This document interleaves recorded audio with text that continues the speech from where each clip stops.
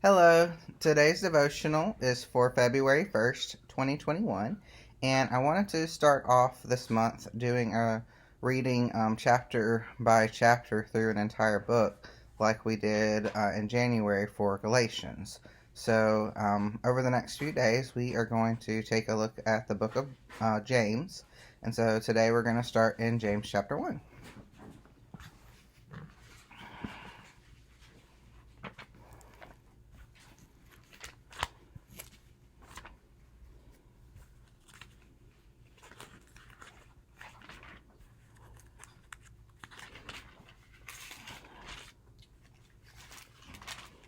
Before we reread, I really like the Bible that you got for me, that's annotated, and I haven't talked a lot about the annotations before. There's some things that I like to look at when I'm especially doing an entire book, and so I just wanted to start with just by reading and sharing some of the information that is in here with some of these letters. So these videos again these are probably going to be longer, but I think these are things that I enjoy reading and give me additional context when I'm reading. So I hope that they can be meaningful to you too.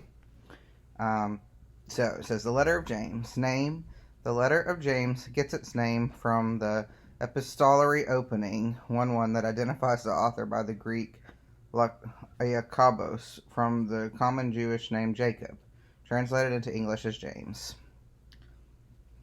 Canonical status. The early 4th century CE church historian Eusebius noted that the letter found slow acceptance in the Christian canon, despite the fact that it was, quote, regularly used in very many churches, end quote, in one of the general epistles.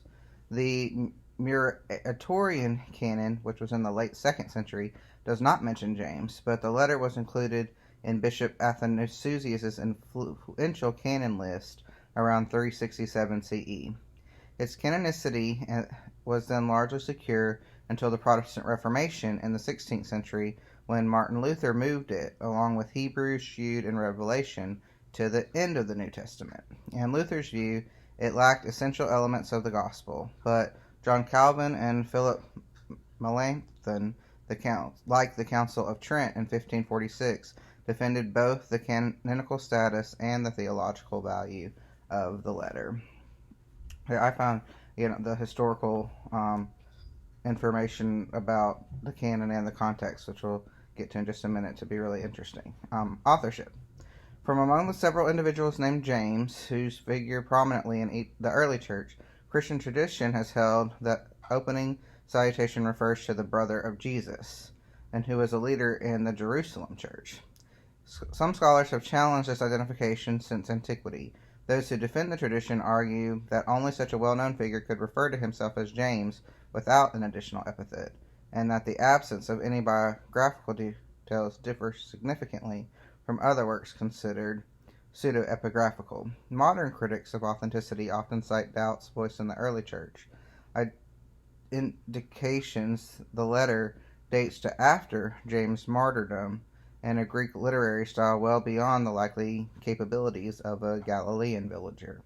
Recent commentators have suggested that material originating from James was reworked by a disciple after his martyrdom to create the letter as we know it. However, it remains possible that the author was an otherwise unknown James, only later identified with Jesus' brother. Date and historical context. The letter offers no decisive clues as to the time of its composition. If the specific language that a person is, quote, not justified by faith alone is a direct response to Paul's assertion in Romans 3:28, it must be dated sometimes later than 58 CE. First Clement, which was 95 CE, shows some evidence of dependence on the text of James when looking at First Clement 30:31. Which sets the latest possible date around 95 CE. There are likewise no solid indications of the historical context that prompted the letter. The symbolic nature of addressing the recipients as the, quote, 12 tribes raises the possibility that the language of dispersion is likewise symbolic. Note the conclusion regarding the need to bring back everyone who, quote, wanders from the truth. Certainly the choice of these particular images, together with the esteem for the law, the reference to their assembly, and the use of many examples from, as well as the style of, the Septuagint convinced most interpreters that the letter was directed to ethnic Jews who believed Jesus was the Messiah/Christ. Yet even these indicators are ambiguous. The Septuagint was scripture for both ethnically Gentile and Jewish Christian communities. Such writers as Ignatius, Hermas, Justine, Origen, and Eusebius used the terms synagogues and ecclesia, which means church, both in parallel and interchangeably for exclusively Gentile communities well after the 1st century.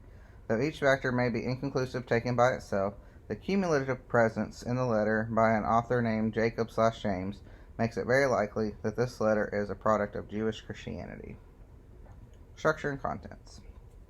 Although the letter was once thought to be a loosely organized collection of teachings similar to the Book of Proverbs, recent literary analysis used both ancient and modern approaches have converged on an understanding of the letter's structure.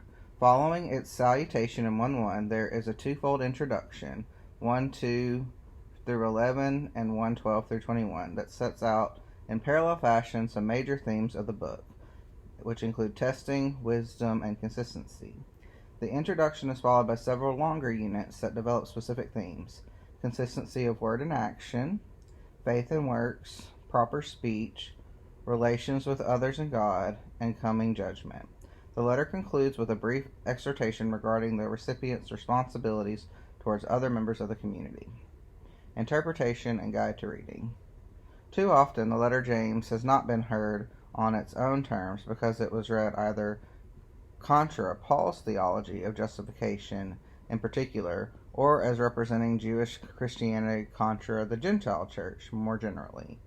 While there are grounds for concluding that chapter 2, 14 through 26 may be a reaction against libertine readings of Paul's teaching, that justification was, quote, by faith apart from works, it is less clear that James and Paul are in fundamental disagreement with each other.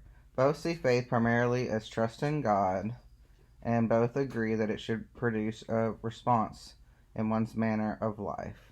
Yet, however one understands the relationship between James and Paul, neither the issues of justification nor relations between Jews and Gentiles within the church dominate the content of this letter as a whole. Reading James on its own terms requires seeing how the understanding of consistency living out, quote, the implanted word, developed in the first 2 chapters leads to specific ethical teachings at both the personal and communal levels, and a strong stand in favor of social justice in the second half of the book. Just a brief commentary. Well, I say a brief commentary on this. I actually hadn't realized quite how long this was, and that perhaps this should be a video on its own for today.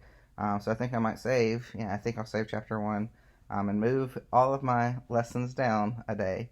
But what I find interesting and like to read about this is getting an understanding of the times and getting in kind of a little bit with Galatians too. And we saw that there was the differences of opinion between Paul and Peter in that one, and there might be some differences between James and Paul, it seems, in this one. And I like knowing and thinking about those types of things because, Jesus came as a human, and we are all human, and the church is constructed over all these centuries with humans, and to present day where we all have different opinions on different things. And even the church as early as 50 or less than 50 years, 30 years after Christ died, already had some different opinions. And I think for me, part of what that teaches us is that it's okay that we have some different opinions on what some things mean and how to best live our lives, as long as we are always doing so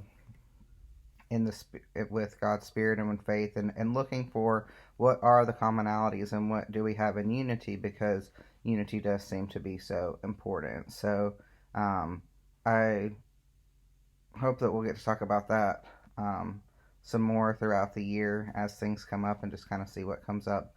But just in giving you that context, I hope that you could find something interesting, maybe something that hasn't been part of all of your devotionals in the past, is having that explanation about the entire book before. So I am going to stop there for today. I hope that that is meaningful, and today that our prayer can be to help guide and maybe even add to some of the notes and that I had taken when I originally did this for February, for us to see how that can apply to our lives today. So I hope you enjoyed and are looking forward to learning more about James and us moving everything down one day, and starting with James chapter 1 tomorrow.